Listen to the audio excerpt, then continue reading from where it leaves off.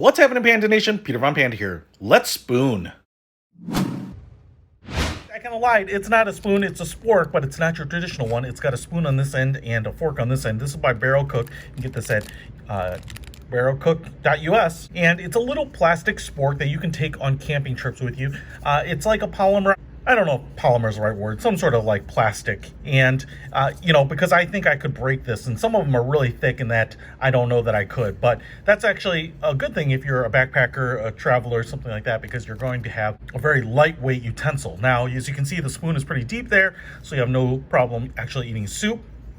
But on this end is where I thought it would be most interesting to show you. We have 4 tines on the fork here. I can use this like a regular fork. But what we also have here is a little bit of a serrated edge.